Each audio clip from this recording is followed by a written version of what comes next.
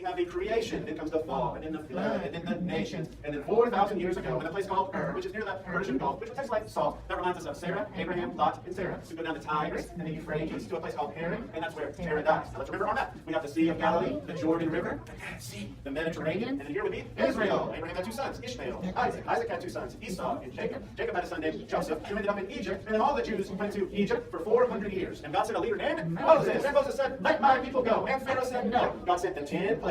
You have the Passover. They cross the Passover. They cross the Red Sea. They go to Mount Sinai. That's where they get the law. The law tells them about the tabernacle, filled with Levites and priests, and also talks about the offerings and feasts. They started counting the faces, and they came to Kadesh, an oasis. They sent 12 spies into Canaan, but they didn't come back with a good report. 10 of them did. So they became wanderers, and they died. And then at a place called Moab, we hear from Moses, who gives them the second law, and then Moses dies. So the next leader after Moses is named Joshua. They cross the Jordan, fought the battle of Jericho, and then they divide and conquer. First the south, and the north. Then they divide and they settle. They split it up into 12 tribes led by judges for 400 years. The judges were people like Deborah and Gideon and Samson. At the end of Judges, we read, everyone did what was right in his own eyes. But we know there were exceptions. Exceptions like Ruth and Samuel. The Judges.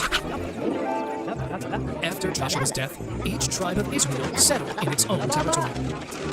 God entrusted an important mission to the tribes: drive out all the Canaanites who still remained there.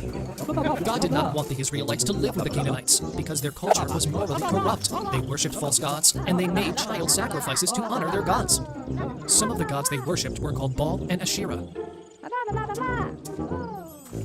God intended the Israelites to be a holy people with a unique identity and purpose. But living together with the Canaanites, there was a risk that the Israelites would be influenced by these practices and turn away from God. The Canaanites were determined to stay in those lands. Get out of our territory! No. So rebel! Well, we have tried it. Yeah. Some tribes, instead of expelling them, began to live with the Canaanites, making pacts and alliances with them. Other tribes, on their part, were afraid of the mighty Canaanite army and did not dare to face them. In this way, the Israelites began to live in the midst of the Canaanites, disobeying God's instructions. Near Gilgal, the angel of the Lord appeared among the Israelites. Oh my God! And said, I brought them out of Egypt, and I brought them into the land that I swore to give to their ancestors. I had told you that I will never break my covenant with you, and warned them not to make any agreement or alliance with the people of this land, but to tear down their altars. But you have disobeyed me. Why have you acted this way? Forgive me, Lord. We have strayed from your ways, and we have offended you.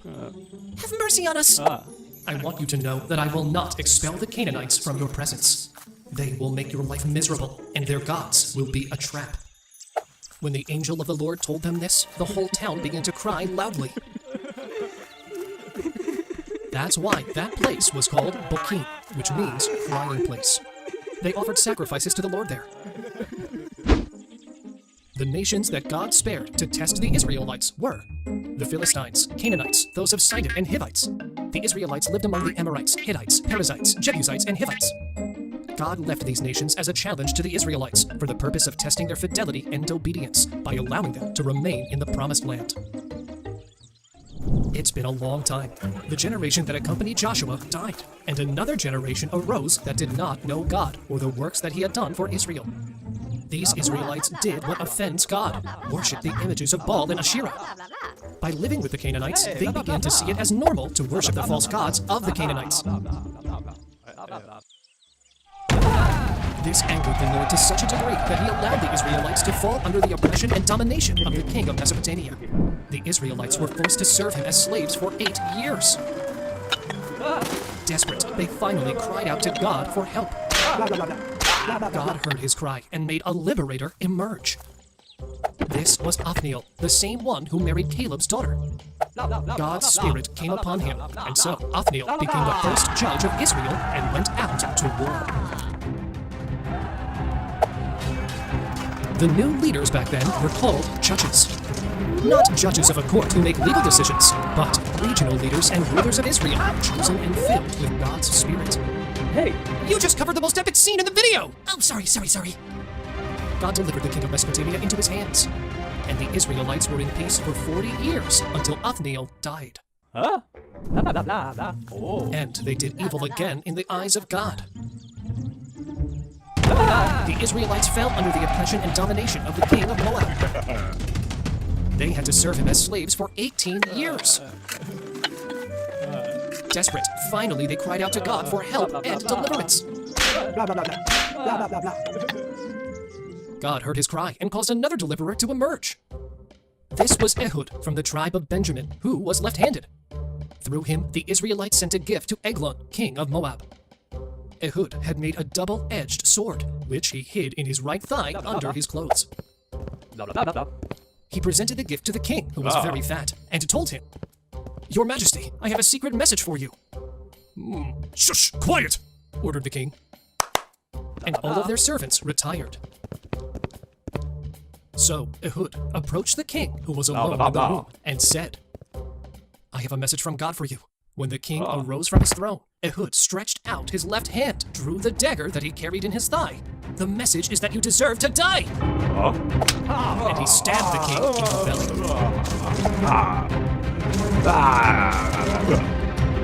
Ehud did not draw the dagger, since it was completely covered by the king's fatness. Then locked the bedroom door and escaped through the window. When the king's servants arrived, seeing the door of the room was locked, they said, "Maybe he's using the toilet." Then Ehud blew the trumpet, and the Israelites came down from the mountain. "Follow me," he ordered them, "for God has delivered your Moabite enemies into your hands." And they attacked and defeated the Moabites. That day, Moab was subjugated to Israel, and the land had peace for 80 years, until Ehud died. And the Israelites returned to do evil in the eyes of God. The people of Israel at that time were like a circle that always returned to the same thing. When they forgot the Lord and worshipped pagan gods, God punished them and allowed other nations to oppress them. When the people repented of their sin and cried out to God, he sent a judge to free the people from oppression. And when he turned to God, the people enjoyed a time of peace and prosperity until they sinned again. Has the judge already died? The Israelites did what offends God again, worshipped false gods of the Canaanites. As a consequence, they fell under the oppression and domination of Jabin, a Canaanite king who reigned in Hazor. The head of the army was called Sisera. For 20 long years, they cruelly oppressed the Israelites, who cried to the Lord for help. Since Sisera, the leader of Jabin's army, had 900 iron chariots and a mighty army. At that time, a prophetess and judge of Israel ruled Israel. Her name was Deborah. Deborah had her court under the palm tree in the mountainous region of Ephraim. There, the Israelites came to her to solve their problems.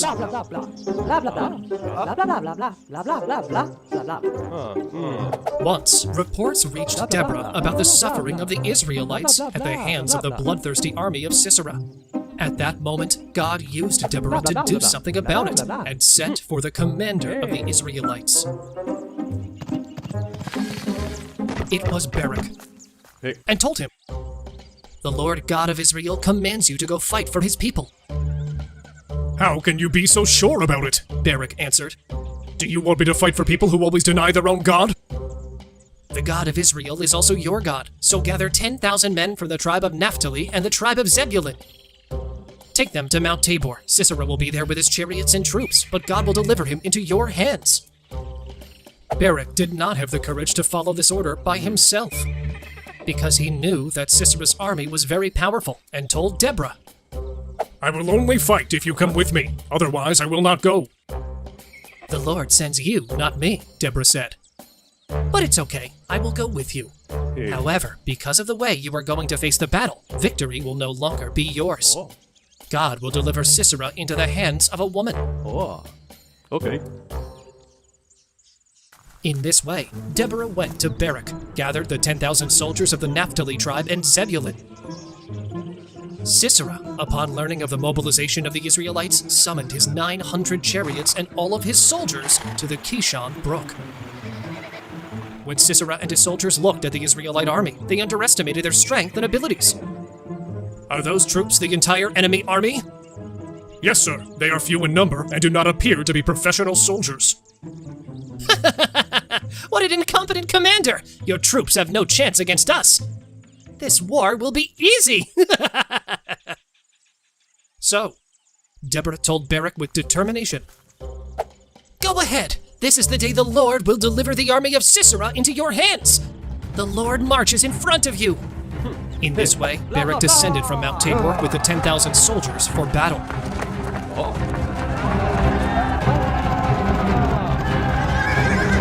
As Barak advanced, the Lord caused Sisera's army to break up. Their chariots were smashed, and the Canaanites soon began to lose the battle. Sisera, seeing the impending defeat, jumped from his chariot.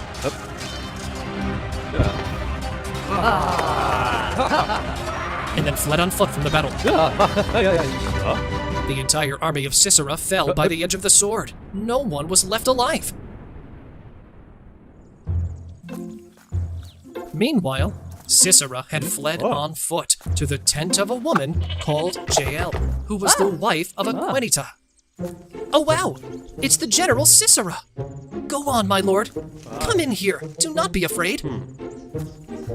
Sisera entered the tent. They are very tired, he said. I am thirsty. Could you bring me some water? She uncovered a skin of milk, gave him a drink, and covered him with a blanket to rest. Go to the entrance of the tent, he said. If someone comes and asks if anyone is here, say no. Of course, whatever you say, my lord. He, exhausted, was deeply sleeping. Jael knew that this man was a dangerous enemy, and that he represented a threat. So, she took a stake from her tent and a hammer, snuck up on him, and killed him by driving a stake through his head. And Sisera died. At that moment, Barak was passing by looking for Sisera, and Jael went out to meet him. Come here, she said. I'll show you the man you're looking for. Barak went in with her, and he saw Sisera laying on the floor, dead, with the stake driven through his head. Oh my god. Hey!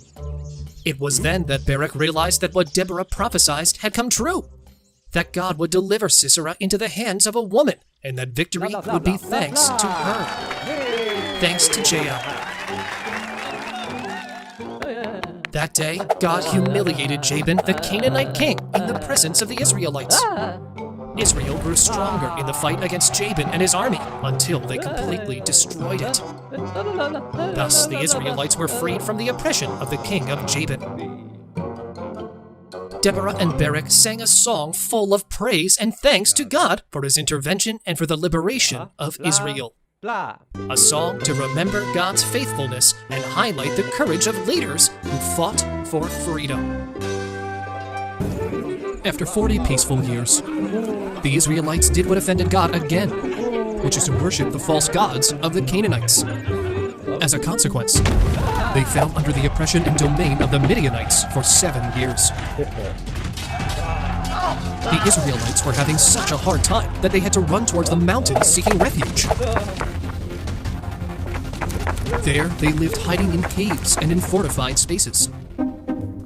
Each time the Israelites tried to grow the fields, the Midianites, along with the Amalekites and other peoples of the east, went, plundered, and destroyed all of their crops, leaving them with nothing to eat. They also killed their livestock, their sheep, oxen, bulls, and donkeys.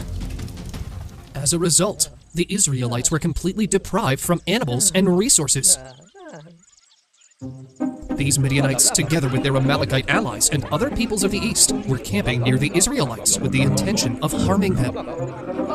Both them and their camels were too many, so much that they looked like a locust infestation.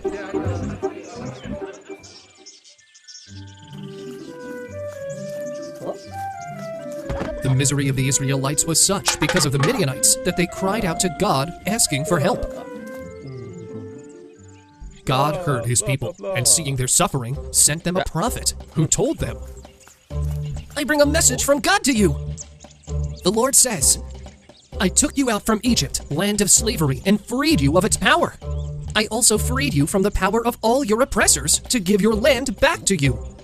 I told them, I am the Lord, your God. Do not worship false gods, the ones the Amorites worship, in which land you live. But you decided not to obey. You chose to worship false gods. You chose not to obey. And that way, the Israelites sadly had to face the consequences of having made the wrong choice. But God, for his mercy, had a plan to free them.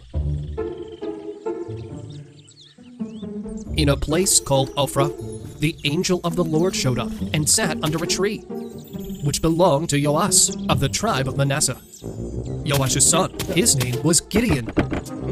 He was cleaning the wheat in place and hid it to protect it from the Midianites. When the angel of the Lord presented itself before Gideon, it told him, "The Lord is with you, brave warrior." "What do you mean the Lord is with me? How could you say that?" Gideon answered. "Don't you see how we are living? Don't you know that we have to live hiding from the Midianites? If the Lord is with me, then why is all of this happening to us? Where are those stories our parents used to tell us about when they said, God took us out of Egypt, God freed his people? The truth is that God has abandoned us and has handed us to the Midianites." The Lord faced Gideon and told him, "You, with the bravery and strength you hold, will save Israel from the power of Midian." "Me? But Lord, how will I save Israel? My troop is the weakest from the Manasseh tribe, and I'm the smartest of my family." The Lord answered, "You will defeat the Midianites as if they were just a single man, because I will be by your side." "Okay, if you will be with me, then I need proof that it is you who I'm talking to," Gideon answered. I will bring my offer and offering, and I will put it before you, but I need to prepare it, so please don't leave until I come back." "I will wait for you here," the Lord said. Gideon rushed to prepare a kid and used flour to make unleavened bread. Once he had everything ready, he took the unleavened bread, placed the meat in a basket, and the meat stock in a pot. And then he took it where the angel was. God's angel told him to place the meat in the unleavened bread on a rock that was there, and then to spill the meat stock on it. So he did. So, with the tip of the stick he was carrying, the Lord's angel touched the meat and the unleavened bread. And suddenly, fire came out of the rock, which consumed the meat and all of the bread there. Then the angel of the Lord disappeared from his sight. Bye. When Gideon realized it was the Lord, he exclaimed, "Oh my! I have seen the angel of the Lord face to face!" But the Lord told him, "Do not fear, you won't die, be in peace." At that moment, Gideon built there an altar for God and called it Jehovah Shalom, which means the Lord is peace. That same night, God told him, "Take a bull from your father's herd. Pick the second one, the one who is 7 years old. Your task will be to tear down the altar your father dedicated to Baal, as the wooden post was the Asherah image which is next to him. Then, using Asherah wood, you will offer the bull that you took as a holocaust." Gideon heard every instruction coming from God. That way, he did as the Lord had told him. But he did it at night, since he was afraid of his family and the men of the city. There, with 10 of his servants, they destroyed the altar devoted to Baal. And Asherah made it little bits, turned it into wood, and with it offered God a holocaust with the bull of his father. The morning after, when they realized, "This can't be true! What has happened here?" What have you done with Baal? Oh my god. What? Baal! Oh, right. Who dared to do this? Everyone asked themselves angrily. After a research, they arrived at the conclusion that it had been Gideon, the son of Joash.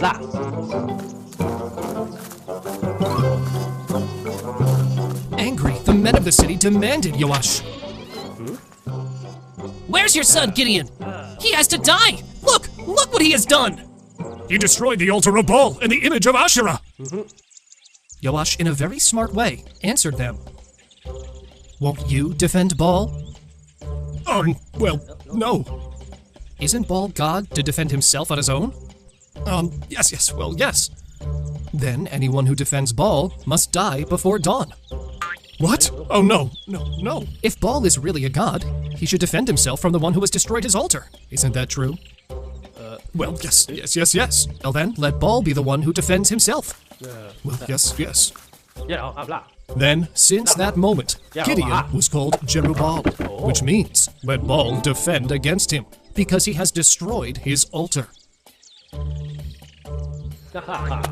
All the Midianites, Amalekites, and other people of the east allied and camped in the Jezreel Valley. Then Gideon, filled with the Lord's Spirit, blew the trumpet and called his clan Abiezer for them to follow him, and send messages to the entire tribe of Manasseh, Asher, Zebulun, and Naphtali, so they would also join him. Gideon needed to have the safety that God had chosen them. So he told God, Lord, if you would free the people through me, I need, please, a sign for me to know that and for me to be sure you have chosen me. Look at this wool fleece I have here. Well, I will leave it here during the night. And if you make all the dew of the night remain on the fleece, and the floor remains dry, then I will know you will save Israel and that you have chosen me, as you have told me. And that was what happened. At the next day, Gideon woke up early, saw the floor completely dry, touched the fleece and felt its wetness. So he squeezed it to remove the water out of it, and with it he filled a cup of water. Thus, Gideon knew he was the chosen one, but he wasn't completely sure yet, and told God, Oh God, don't be mad at me. Look, this is the last one. Let me do one more test with the fleece. This time, let only the fleece dry, and that the entire ground is covered with dew, so I will have no doubt you have chosen me. So God did it that night. The next day, Gideon realized that everything was damp and wet from the nocturnal dew. But when he touched the fleece that was on the wet floor, he realized it was completely dry. Wow. And just like that, Gideon knew he was the chosen, and through him, God will free Israel from the Midianites. There's no more excuses.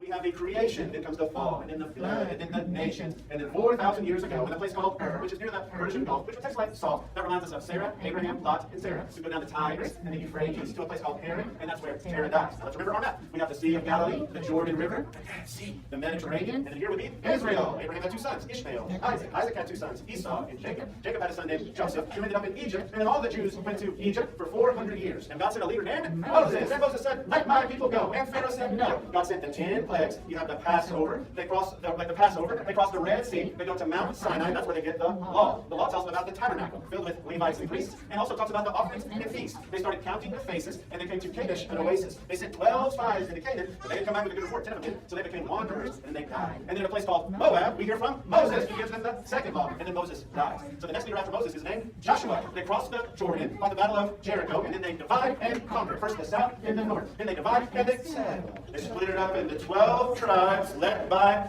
judges for 400 years. The judges were people like Deborah and Gideon and Samson. At the end of Judges, we read, everyone did what was right in his own eyes. But we know there were exceptions. Exceptions like Ruth and Samuel.